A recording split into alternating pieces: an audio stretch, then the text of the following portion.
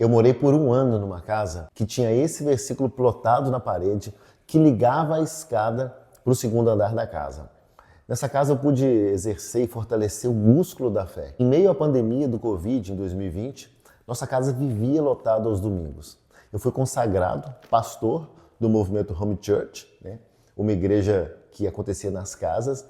E nesse dia eu ministrei o meu primeiro culto como pastor diante de uma casa lotada de gente, praticamente todos sem máscara, muito raro alguém estar lá com máscara. E o melhor, zero contaminação. Ninguém se contaminou nesse ano de 2020, apesar da nossa casa ter recebido milhares de pessoas. Isso é fé. E nós podemos viver a fé sobrenatural nesse período.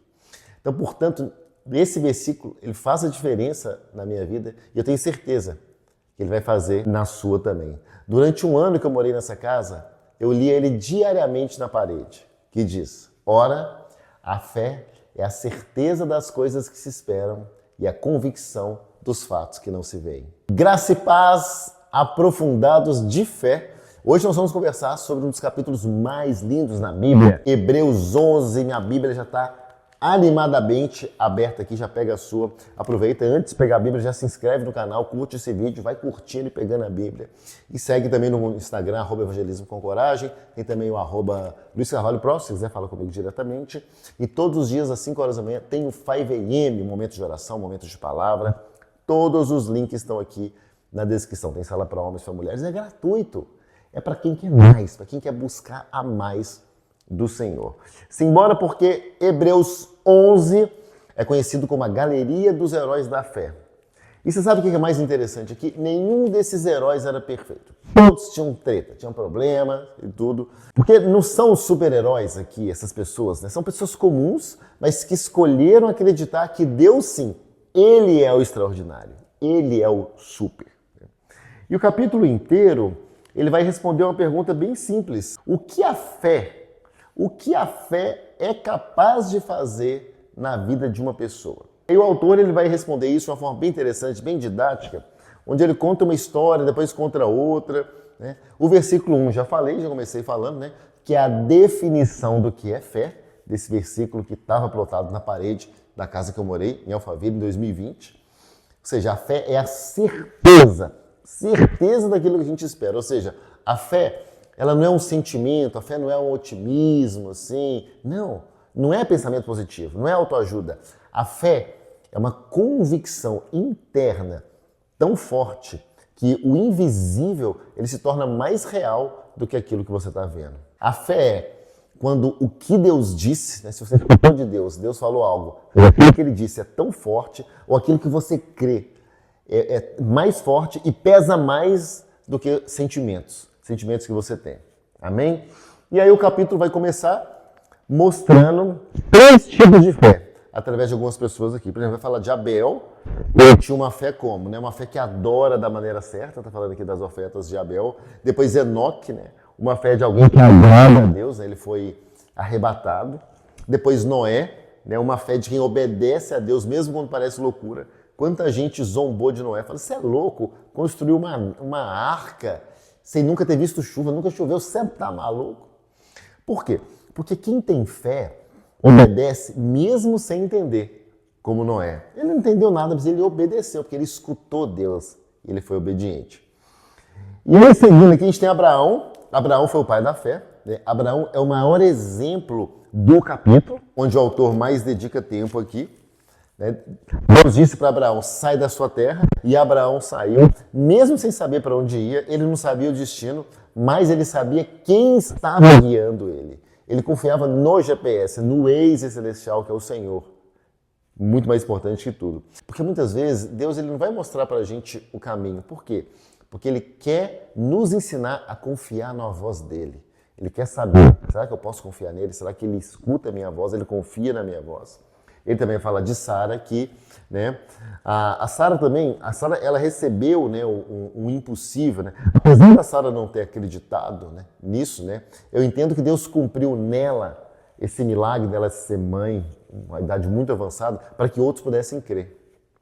Depois ele fala de Moisés, né, que teve uma fé de renúncia.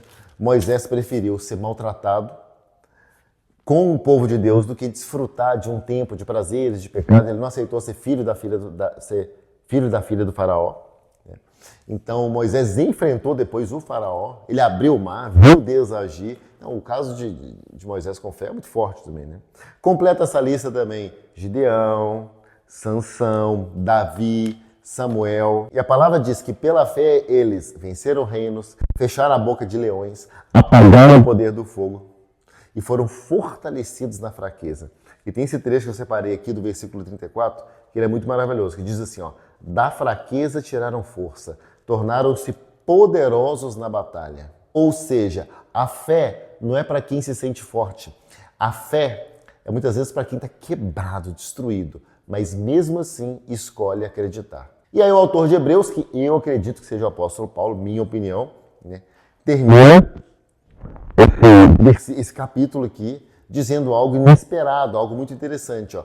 Todos esses, embora aprovados pela fé, não receberam a promessa. Olha que forte isso. Por quê?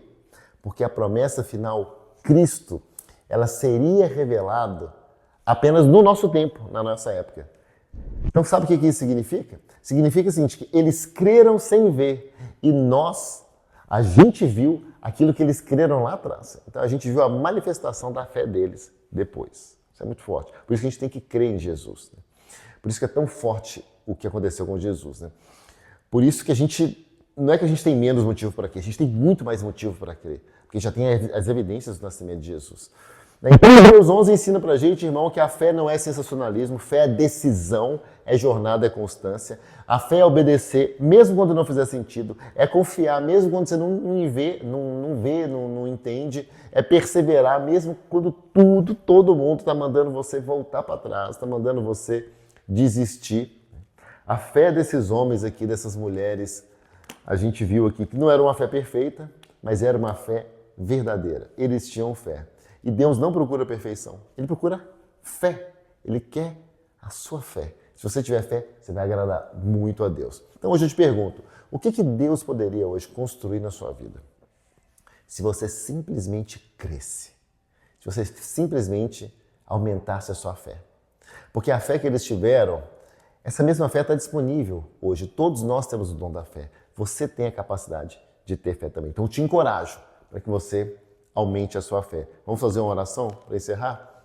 Pai, obrigado por essa palavra. Obrigado pelo sacrifício de Jesus, que foi definitivo. E através dele agora a gente pode aumentar a nossa fé. Porque ele foi o autor e consumador da nossa fé. Obrigado, Jesus. Aumenta a nossa fé. Expanda a nossa fé.